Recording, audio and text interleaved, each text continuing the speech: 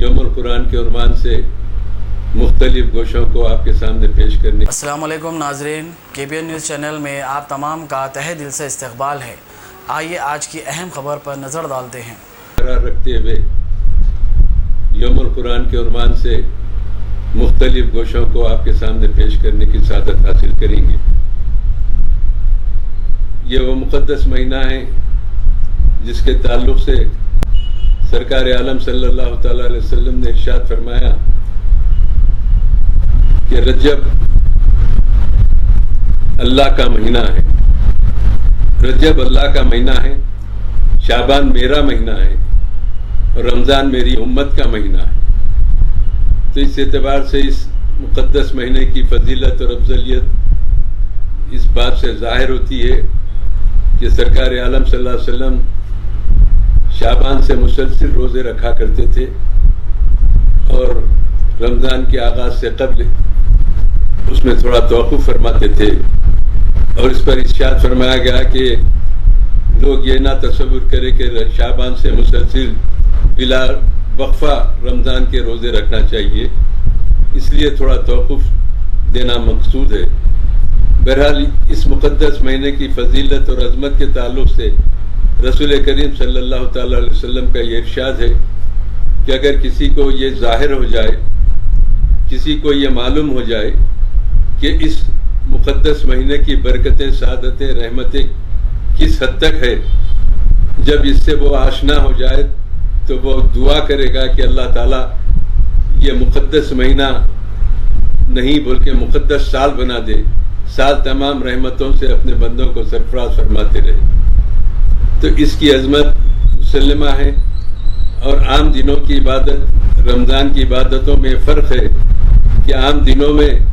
جو عبادت پہ اجر ثواب اللہ عطا فرماتا ہے، اس مقدس مہینے میں 70 درجے اس میں اضافہ فرماتا ہے، ایک نیکی کے کئی گنا اضافہ کر کے اجر و ثواب سے اپنے بندوں کو نوازتا ہے۔ یہ وہ مقدس مہینہ ہے جس میں قرآن کا نزول ہوا اور اللہ تعالیٰ نے اپنے حبیب پاک صلی اللہ علیہ وسلم کے ذریعے اپنے بندوں کی رہنمائی کے لیے قرآنی تعلیمات کو پیش کیا۔ رسول کریم صلی اللہ تعالیٰ علیہ وسلم عظمت والے نبی، ہماری جو کتاب ہے قرآن مقدس وہ بھی عظمت والی کتاب، اس کا بھی بڑا بلند مقام، تمام کتابوں کو ایک طرف، لیکن قرآن کریم کا تقدس اپنی جگہ ہے۔ ہر کتاب کے لیے حکم ہوا کہ مقام خاص پر آ کر کتاب ہدایت لے جاؤ، لیکن جب قرآن کی باری آئی تو اللہ تعالیٰ نے کہا کہ قرآن میرا حبیب مکے میں ہے تو مکے کو چلا جا، میرا حبیب مدینے میں ہے تو مدینے کو چلا جا۔ اس طریقے سے قرآن کی عظمت اور صاحب قرآن کی عظمت کو ظاہر کیا۔ قرآن پاک میں ہم دیکھتے ہیں آیتیں مکی آیتیں، مدنی آیتیں ہیں، وہ اس بات کو ظاہر کرتی ہے کہ نبی کریم صلی اللہ علیہ وسلم مکے میں ہیں تو قرآن کا نزول ہوتا ہے، مدینے میں ہے تو قرآن کا وہاں نزول ہوتا ہے۔ بہرحال یہ وہ قرآنی تعلیمات ہے جو ایک مسلمان کو کے پیدا ہونے سے اس کے مرنے تک اس کی رہنمائی کے لیے کافی ہے، لیکن شرط یہ ہے کہ اس کا مطالعہ کرے اور اس کو سنے، اس کو سمجھے، اس پر عمل پیرا ہو جائیں۔ ہر مسئلے کا حل قرآن کی تعلیمات میں ہمارے موجود ہے۔ یہی وجہ ہے کہ فخر ملت علیہ رحمہ چاہتے تھے کہ موجودہ حالات میں قرآن تعلیمات کے جن پہلوؤں کی ضرورت ہے ان پہلوؤں کو عوام کے سامنے پیش کر کے قرآن تعلیمات پر عمل پیرا ہونے کی تلقین کرے۔ یہی مقصد کے تحت آج بلا وقفہ آج 62 سال سے مسلسل جلسے ام القرآن کلین مجلس اتحاد المسلمین کے زیر اہتمام مکہ مسجد میں منعقد ہوتے ہیں اور دیگر مساجد میں، اور آخری جمعۃ الوداع میں بھی مکہ مسجد میں ہوتا ہے۔ بہرحال قرآن کی عظمت اس بات سے ظاہر ہے کہ سرکار عالم صلی اللہ علیہ وسلم کے ذریعے جو کتاب ہدایت اللہ نے اپنے بندوں کے لیے بھیجی، وہ کتاب ہدایت پہ نبی کریم صلی اللہ تعالیٰ علیہ وسلم نے خود پہلے عمل کیا، خود پہلے عمل کر کے بتا دیا کہ جیتا اگر تم کو قرآنی تعلیمات دیکھنا ہے، اس پہ عمل کرنا ہے تو ذات گرامی مرتبہ صلی اللہ علیہ وسلم کے اسوہ حسنہ کو دیکھے، جس کا بیٹھنا قرآن، جس کا چلنا قرآن، جس کا بولنا قرآن، جس کا اٹھنا قرآن، وہ قرآنی تعلیمات کی عکاسی اسوہ حسنہ میں ہم کو نظر آتی ہے۔ بہرحال ہم بڑے خوش قسمت ہیں کہ ہم کو اللہ تعالیٰ نے اپنے حبیب پاک صلی اللہ علیہ وسلم کی امت میں پیدا کیا، وہ عظمت والے نبی کی امت میں پیدا کیا جس کی امت کو بھی اللہ نے فضیلت عطا کر دی، امت کو بھی اللہ نے فضیلت عطا کر دی۔ کسی نبی کی امت کو وہ مقام و شرف حاصل نہیں ہے جو سرکار عالم صلی اللہ تعالی علیہ وسلم کی امت کو حاصل ہے۔ میں ایک واقعہ عرض کرتے ہوئے آگے بڑھتا ہوں کہ حضرت عیسیٰ علیہ السلام کے زمانے میں آپ ایک پہاڑی علاقے سے گزر رہے تھے، ایک چٹان پر نظر پڑتی ہے جو انتہائی شفاف سفید انڈے کے مانند چمکدار چٹان تھا۔ آپ اس کی حیت کو، اس کی خوبصورتی کو دیکھ کر حضرت عیسیٰ کھڑے ہو گئے، گھورتے رہے اور کہتے رہے کہ نظر ہٹانے کو طبیعت نہیں چاہتی، اتنا خوبصورت چٹان ہے۔ آواز آئی پروردگار کی، ندا آئی کہ اے عیسیٰ، پہاڑ کی خوبصورتی کو دیکھ کر تم پریشان ہیں، ہم تم کو بتاتے ہیں کہ اس پہاڑ کے اندر کیا ہے۔ اللہ نے حکم دیا، پہاڑ شق ہوا تو حضرت عیسیٰ علیہ السلام اور اچنبے میں پڑ جاتے ہیں۔ دیکھتے کیا ہے، چٹان کے اندر ایک کھجور کا درخت ہے اور ایک آدمی نماز کی حالت میں ہے، نماز کی حالت میں ہے۔ حضرت عیسیٰ علیہ السلام اس شخص کے قریب جاتے ہیں، جب وہ نماز سے فارغ ہوتے ہیں تو آپ پوچھتے ہیں کہ حضرت یہ کیا ماجرا ہے، یہ چٹان میں آپ کی عبادت یہ کب سے ہو رہی ہے، کیا ہے؟ تو آپ جب دریافت فرماتے ہیں تو شخص کہتا ہے کہ کیا بتاؤں عیسیٰ، یہ کھجور میری غذا ہے، کھجور کھاتا ہوں اور اللہ کے لیے عبادت کرتا ہوں، نماز پڑھتا ہوں۔ حضرت عیسیٰ علیہ السلام نے کہا کہ یہ سلسلہ کب سے ہے؟ تو وہ شخص کہتا ہے کہ یہ 400 سال سے میں چٹان کے اندر اللہ کے لیے عبادت کرتا ہوں۔ حضرت عیسیٰ علیہ السلام بڑے مسرور ہوتے، بہت خوش ہوتے ہیں، آسمان کی طرف نظر اٹھا کر فرماتے ہیں کہ اے پروردگار، روئے زمین پر اس سے زیادہ متقی پرہیزگار تیرا کوئی بندہ نہیں ہو سکتا کہ 400 سال سے چٹان کے اندر کھجور کو غذا بنائے ہوئے تیرے لیے عبادت کر رہا ہے۔ اس سے نیک، اس سے متقی، اس سے بڑا پرہیزگار نمازی بندہ کوئی نہیں ہو سکتا۔ تو اللہ تعالیٰ ارشاد فرماتے ہیں کہ اے عیسیٰ، تم کو نہیں معلوم میرا جو حبیب ہوگا محمد رسول اللہ صلی اللہ تعالی علیہ وسلم، اس کا ایک امتی 14 شعبان شب برات کے موقع پر مغرب کے بعد 2 رکعت نفل پڑھتا ہے تو اس 400 سالہ نمازوں سے بڑھ کر میں اس کو اجر ثواب سے سرفراز فرماتا ہوں، 400 سالہ عبادتوں سے بڑھ کے اس کو اجر و ثواب سے سرفراز فرماتا ہوں۔ تو حضرت عیسیٰ علیہ السلام ہاتھ اٹھا کر دعا کرتے ہیں اور جھوم کے کہتے ہیں کہ پروردگار، مجھ کو بھی محمد صلی اللہ علیہ وسلم کا امتی بنا دے۔ یہ امتیوں کا مقام ہے، مسلمانوں کا مقام، مسلمانوں کی عظمت ہے۔ نبی عظمت والے، امت عظمت والی، کتاب عظمت والی، اور ہم کو ملنے والا یہ مقدس مہینہ بھی عظمت والا، جس کا لمحہ لمحہ ہمارے لیے ایک دارین کی طرح سرفراز، اللہ کی سرفرازی ہمیشہ جاری رہتی ہے۔ وہ مہینہ ہے، وہ مقدس مہینہ جس کو ہم رمضان مبارک کہتے ہیں۔ عام دنوں کی نیکی، عام دنوں کی عبادت، عام دنوں کی تلاوت، یہ تمام چیزوں کا اس مقدس مہینے میں اجر و ثواب میں بے پناہ اضافہ کیا جاتا ہے۔ پروردگار عالم نے اس مقدس مہینے کو عطا کر کے اپنے حبیب پاک کی امت پر احسان فرمایا۔ سرکار عالم صلی اللہ علیہ وسلم نے یہی فرمایا تھا کہ جو روزہ رکھتے ہیں اللہ کی رضا کے لیے، یقیناً اس روزے کی فضیلت اور افضلیت اس سے ظاہر ہوتی ہے کہ اللہ تعالیٰ کا ارشاد ہوتا ہے کہ بندہ میرے لیے روزہ رہتا ہے، میں اس کی جزا ہوں، میں اس کی جزا ہوں۔ ہر عبادتوں کا مقام ایک طرف، رمضان اور رمضان کے روزے کا مقام، روزدار کا مقام ایک طرف۔ نماز پڑھتے ہیں تو لوگ دیکھتے ہیں، زکوٰۃ دیتے ہیں تو لوگوں کو اطلاع ہوتی ہے، حج ادا کرتے ہیں تو لوگوں کے ساتھ اجتماعی طور پہ ادا کرتے ہیں۔ ہر عبادت میں لوگ دیکھتے ہیں اور ظاہرداری سے نظر آتا ہے کہ یہ عمل جاری ہے، لیکن روزہ ایک ایسی عبادت ہے جس کی گواہی صرف اللہ تعالیٰ دیتا ہے۔ ایک بندہ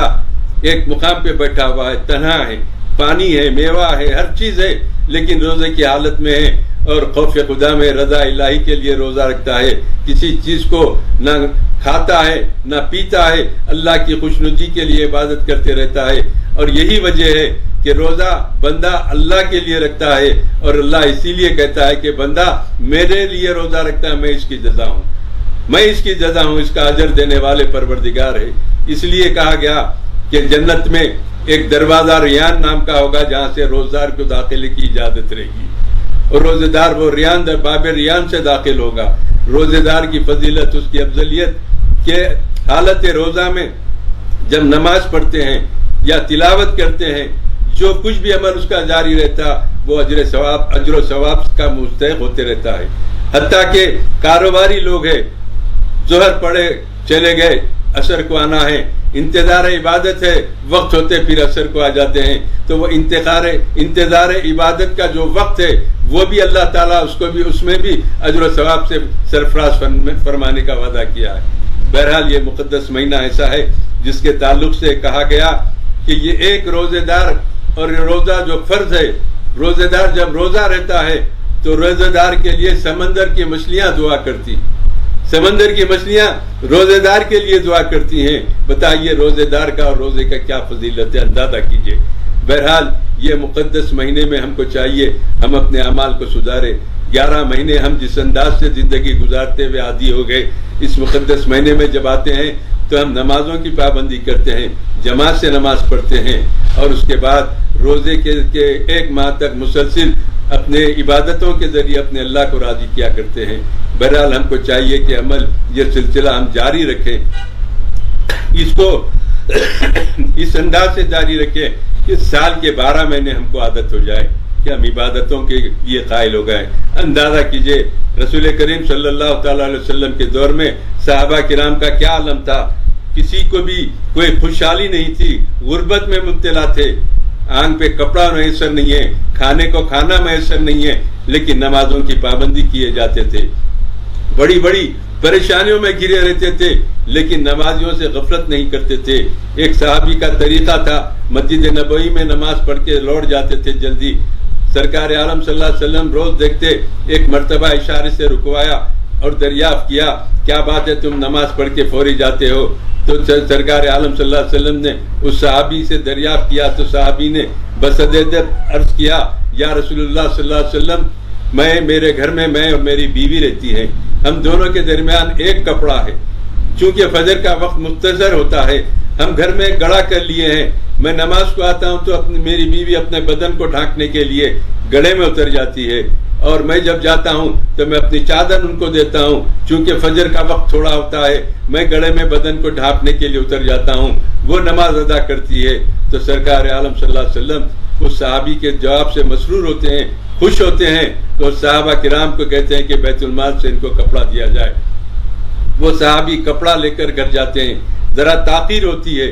تو نیک بخت بیوی کہتی ہے کہ کیا بات ہے آج دیر ہو گئی، تو وہ صحابی پورا ماجرا سناتے ہیں. تو نیک بخت جنتی بیوی چیخ مار کے کہتے ہیں، افسوس کہ تم نے اللہ کی شکایت رسول اللہ سے کر دی، اللہ جس سال میں ہم کو رکھا تھا ہم خوش تھے، یہ کیا غضب کر دیا آپ نے. تو یہ جذبہ تھا اس دور کے مسلمانوں کا کہ کھانے کو کھانا میسر نہیں ہے، غربت میں مبتلا ہے، لیکن نمازوں سے وہ غفلت نہیں برتتے تھے، نمازوں کی پابندی کرے. یقیناً اسلام میں تمام فرائض میں اگر کوئی افضل عبادت ہے تو وہ نماز کی عبادت بڑی فضیلت والی ہے، اور اس کا عادی ہونا ہر مسلمان کے لیے ضروری ہے کہ 5 وقتہ نمازی بنے. یقیناً ہمارے شہر میں آج بھی بعض مساجد کو دیکھ کر ہم کو خوشی ہوتی ہے کہ 5 وقتہ نمازوں میں جمعے کا منظر وہ مساجد پیش کرتے ہیں. چند محلوں میں ایسے بھی مساجد ہم دیکھتے ہیں. بہرحال بڑی خوش آئند بات ہے، ہر مسجد میں یہی عمل ہونا چاہیے. اس مقدس مہینے میں